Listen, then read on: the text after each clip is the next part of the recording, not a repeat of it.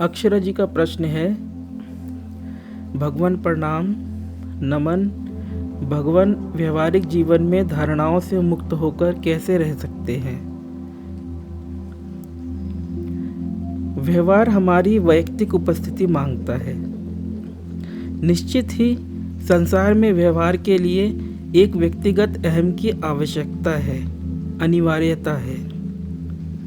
इन व्यवहारों को संपादित करने हेतु अटेंशन तो देनी ही पड़ेगी। और यहीं पर मुख्य बात आ जाती है अध्यात्म को व्यवहारिक धरातल पर उतारने की।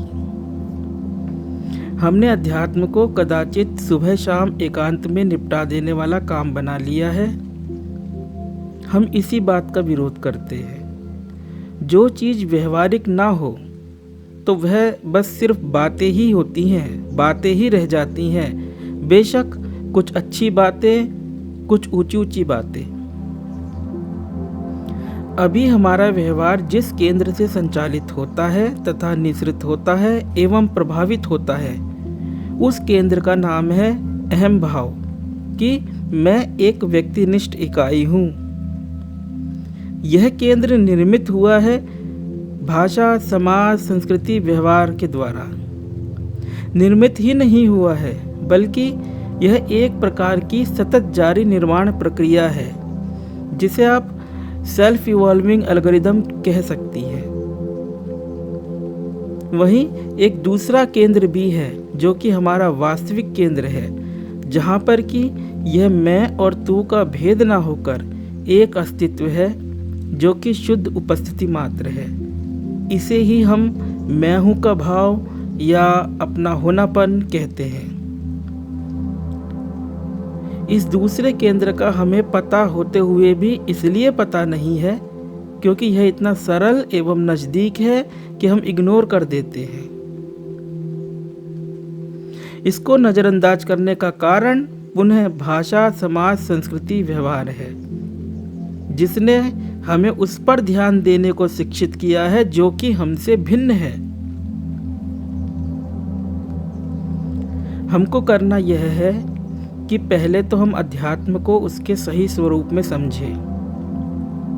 हमारा सीधा तात्पर्य इस बात से है कि आपको जो कुछ भी कंटेंट्स इस व्हाट्सएप ग्रुप में प्राप्त हो रहे हैं तथा यूट्यूब पर वीडियो द्वारा प्राप्त हो रहे हैं, उसे गंभीरता से तथा तर्कपूर्ण दृष्टि से सुने, ना कि मान लेने वाला भाव लेकर।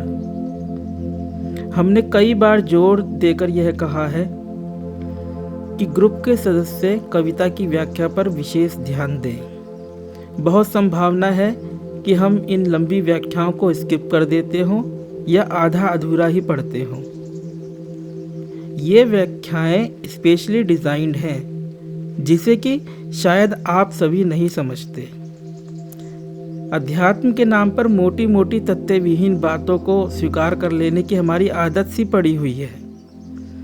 यदि हम इन सूक्ष्म आध्यात्मिक विवेचनाओं में दिमाग नहीं लगाते हैं तो प्रज्ञा कुंठित रह जाती है। सब्जियां यदि काटनी है तो चाकू की धार तेज करनी ही पड़ेगी। ऐसे ही अध्यात्म को यदि समझना है तो मेधा तो प्रखर चाहिए ही होगी। प्रखर मेधा ही अपनी पूर्वाजित धारणाओं को गिरा देने के लिए अपेक्षित है, जरूरी है। क्योंकि अध्यात्म के संदर्भ में हम बहुत कुछ मान करके बैठे हुए हैं और उन मान्यताओं से दिल लगा रखा है। इस दिल को टुकड़े टुकड़े करने की ज़रूरत है। और यदि कोई पहले से ही इस दिल को टुकड़े टुकड़े किए हुए हाजिर है, धारणाओं एवं मान्यताओं को ढोना जिसे गवारा नहीं है, तो उसके लिए बात बड़ी ही सरल एवं सहज हो जाएगी। दूसरा काम आपको यह करना है कि जब आपसे किसी सांसारिक व्यवहार की अपेक्षा नहीं होती है, जब आप खाली हैं, फिर वह चाहे 1 मिनट की फुर्सत ही क्यों ना हो, आप अपनी सुविधा अनुसार हमारे द्वारा सुझाए गए प्रयोगों में से किसी को भी ट्राई करें, खेल की तरह। जैसे कि हम अक्सर कहा करते हैं कि आंखें बंद करने पर आपको आपके शरीर का कोई भी अनुभव नहीं होता है। या स्वयं से पूछें कि मेरा अगला विचार क्या है। या देखने के अनुभव में देश काल दृश्य दृष्टा आदि कुछ भी नहीं है। ऐसी अनेक बातें हम अपने सत्संग तथा लेख आदि में सुझाते रहते हैं।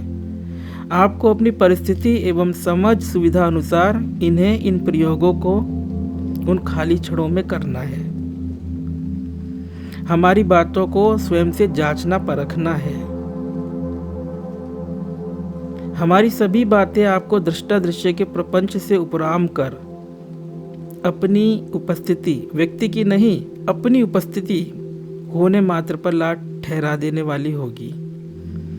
मैं हूँ, यह आपका मूलभूत अनुभव है, जो कि ऐसा अनुभव नहीं है कि जिसमें कोई अनुभूत अर्थात दृश्य हो या अनुभोक्ता अर्थात दृष्टा हो। मैं हूं के भाव को आप विषय बनाकर जानने की चेष्टा मत करें। यह बेसिक एक्सपीरियंस पहले से ही है, सहज है, सरल है, हमेशा उपलब्ध है।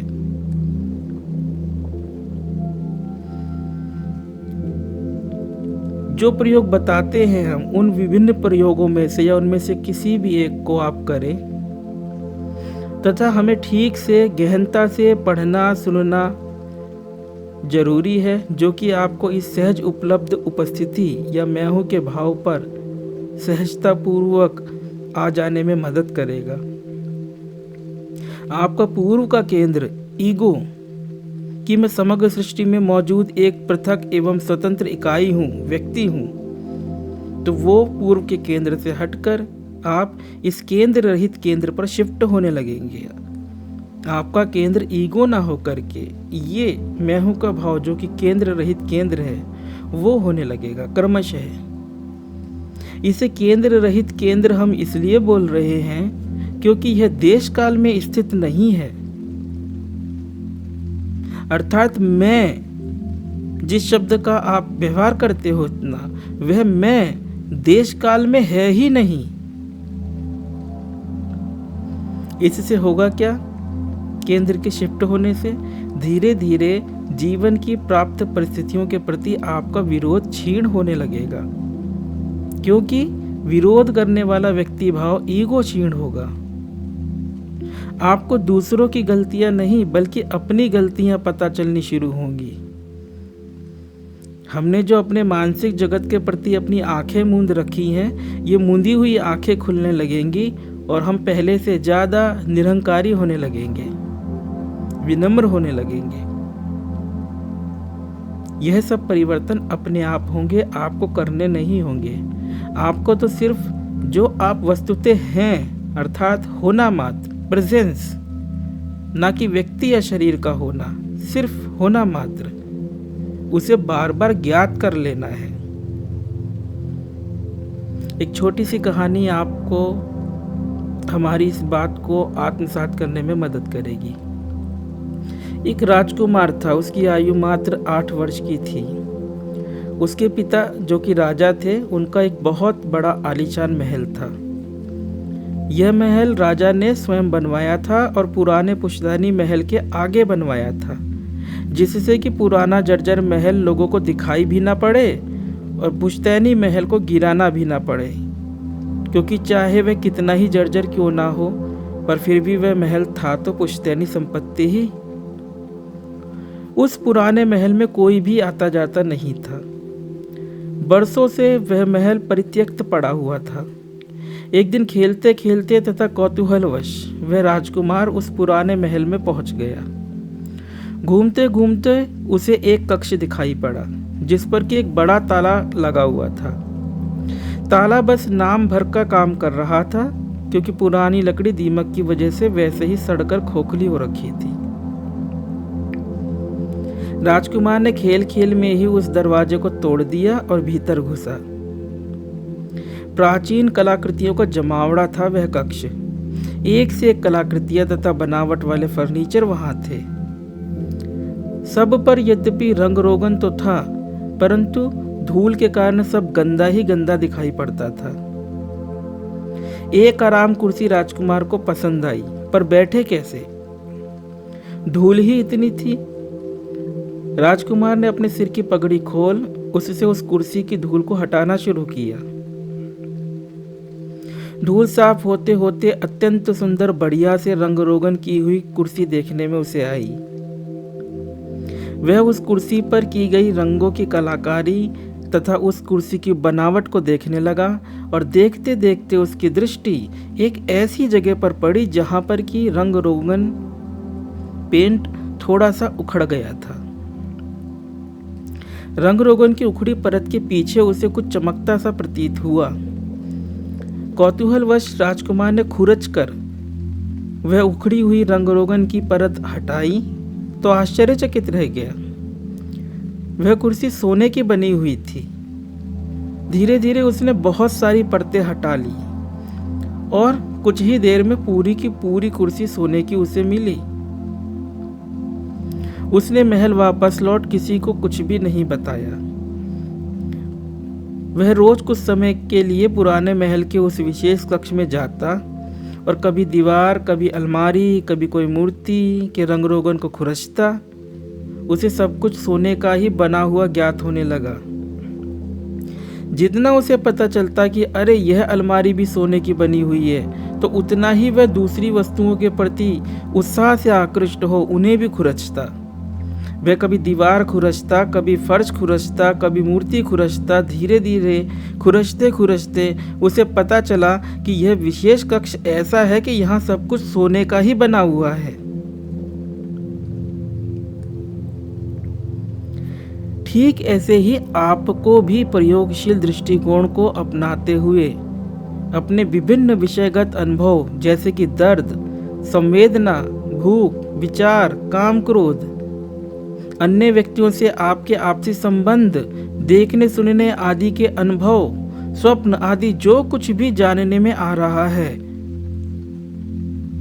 उसे हमारे द्वारा उपलब्ध करवाए जा रहे इस ज्ञान के द्वारा भांति भांति से खुरच कर यह तथ्य ज्ञात कर लेना है कि यहाँ पदार्थ जैसा कुछ भी नहीं है, ना कोई भौतिक पदार्थ है और ना ही कोई मानसिक पदार्थ है। यहाँ सिर्फ एक चैतन्य है। अब आपको समझ में आ रहा होगा कि हमें पढ़ने सुनने पर इतना जोर क्यों दिया करते हैं। जब तक आप गहराई से हमारी बातों को समझेंगे नहीं, तब तक विभिन्न विषयगत अनुभवों को खुरच कर अपने लिए तथ्यात्मक बात निश्चित करेंगे नहीं। ये खुरचना आपको रूपांतरित कर देगा, आपको अधिकाधिक सहज, सरल, विनम्र कर देगा, शांत कर देगा, क्योंकि अब आप स्वयं के ही केंद्र रहित केंद्र, बीइंग, होनापन या मैं हूं का भाव पर आने लगेंगे, उससे परिचित होने लगेंगे, जो कि आपका वैयक्तिक चीज ना होकर हम सबकी साझी की गई चीज है, शेयर करी गई चीज है। अर्थात चैतन्यता, कॉन्शियसनेस या कहे बीइंग आपसे नहीं बल्कि चैतन्यता से आप हैं, हम हैं, और जिनसे आप व्यवहार करते हो वे सब भी हैं।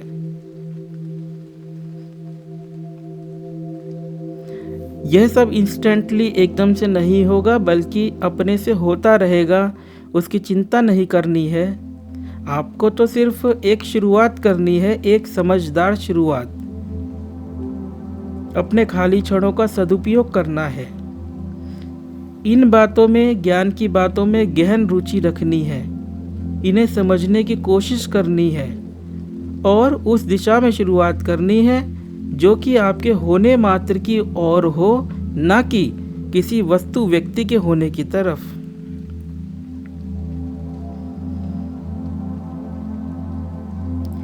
अपने खाली क्षणों का भांति भांति से सदुपयोग करें। ऐसा करके जब आप पुनः व्यवहार की दुनिया में कदम रखेंगी तो पूरी तरह व्यवहार निभाइए, परंतु धीरे धीरे आप पाएंगे कि कुछ है जो कि बैकग्राउंड की तरह अभी भी है, पृष्ठभूमि की तरह। यह अस्तित्व आपकी संज्ञानता के कारण, पहचान करने के कारण, जब आप इसको जानेंगे अधिकाधिक पुष्ट होगा तथा इससे लगाव यदि आप रखेंगी तो यह और अधिक खिलने तथा फैलने लगेगा। ऐसे फैलेगा कि अब यह बैकग्राउंड ना होकर फोरग्राउंड हो जाएगा।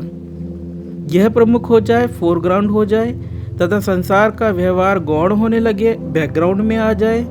जब कभी ऐसा होगा तब यह संसार फीका दिखने लगेगा, सपने या नाटक की भांति अर्थहीन हो जाएगा। कभी कभी अहम भाव प्रबल होगा तो पुनः बैकग्राउंड फोरग्राउंड हो जाएगा, परंतु आपके विवेक से यह फोरग्राउंड फिर से बैकग्राउंड में हो जाएगा। यह इस तरीके से चलता रहता है कि कभी संसार की सत्यता भासने लगती है और अस्तित्व छुप जाता है, लेकिन विवेक दृष्टि आने पर अस्तित्व प्रमुख हो जाता है। संसार जो है अपनी नाम रूप की उपाधियों सहित बैकग्राउंड में चले जाता है, उसकी चिंता नहीं करनी है। इसी बात को संतों ने संसार मिथ्या या माया आदि शब्द द्वारा कहा है। आशा है आपके प्रश्न का समाधान हो चुका होगा। धन्यवाद।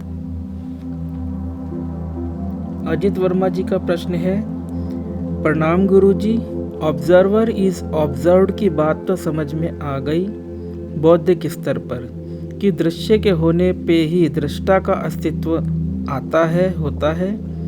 विचार के आने पर ही विचारक का अस्तित्व आता है। पर प्रश्न यह है कि दैनिक जीवन में यह कैसे प्रयोग में लाना है, क्योंकि मन हमेशा दृश्य में उलझ जाता है और चिंता, दुख और सुख में लग जाता है। इसका बोध, होश कैसे बना रहे, दृष्टा ही दृश्य हो जाए और कोई विकार जन्म ना ले मन में। कृपया इसे समझाएं कुछ प्रयोग के आधार पर, जैसे हम कुछ देख रहे हो या सुन रहे हो या कुछ पढ़ रहे हो, तो इस बात का हमेशा होश बना रहे कि ऑब्जर्वर इज ऑब्जर्व्ड। गुरुजी कृपा होगी। अभी आप नहीं समझ रहे हैं कि हम क्या बता रहे हैं। हम यह कह रहे हैं कि दृश्य कभी भी होता ही नहीं है, ना ही दृष्टा ही होता है। जैसे रेसिपी की पुस्तक में छपे रसगुल्ले की फोटो रसगुल्ला नहीं होती, ठीक ऐसे ही विचार के द्वारा कहा जाता है कि दृश्य है और उस दृश्य का कोई दृष्टा भी है। ये दोनों विचार हैं, इनका कहीं कोई अस्तित्व नहीं है। आपने ठीक से नहीं समझा हमारी बात को, आपका पूरा प्रश्न ही गलत है। हमारी आपको सलाह है कि अक्षरा जी को जो उत्तर दिया उसको सुने गहराई से, ताकि दैनिक जीवन में प्रयोग संबंधित अपनी जिज्ञासा को दूसरा रूप दे सके। अभी आप जो आपने गलत समझा है उसको दैनिक जीवन में प्रयोग में लाने की बात हमसे पूछ रहे हैं। हम आपके प्रश्न में छिपी आपकी उत्कंठा और जिज्ञासा को भली प्रकार से समझ पा रहे हैं, इसलिए आपको कहना चाहेंगे कि आप हमारी बात को भली प्रकार से आत्मसात करने के लिए हाल ही में इस सत्य की ओर चैनल पे डले सत्संग दृष्टा ही दृश्य है को पहले पूरा सुने ध्यान से, तथा आपके व्हाट्सएप ग्रुप में जुड़ने से पूर्व एक कविता व्याख्या सहित इस ग्रुप में डाली गई थी। कविता का शीर्षक था हर एक अनुभव तो शुद्ध है। उस कविता की व्याख्या को आप आद्योपांत पढ़ें, आपको उपलब्ध करवा दी जाएगी। उसको पढ़ने से आपको देखने के अनुभव के विषय में स्पष्टता हासिल होगी। आपको दृष्टा को दृश्य नहीं बनाना है और ना ही दृश्य को साक्षी भाव से देखना है। आपको तो सबसे पहले इन सब बातों को ठीक ठीक समझना है। अक्षरा जी को जो उत्तर दिया, चैनल पे जो वीडियो डला है दृष्टा ही दृश्य है, तथा देखने के अनुभव से संबंधित जो कविता है हर एक अनुभव तो शुद्ध है, उसकी व्याख्या को पढ़ें, इन सारे कंटेंट्स को पढ़ें सुने। इसके अतिरिक्त अब जो हम बोलने जा रहे हैं उसे भी ध्यान से समझें और उसको प्रयोग के तौर पर भी करें।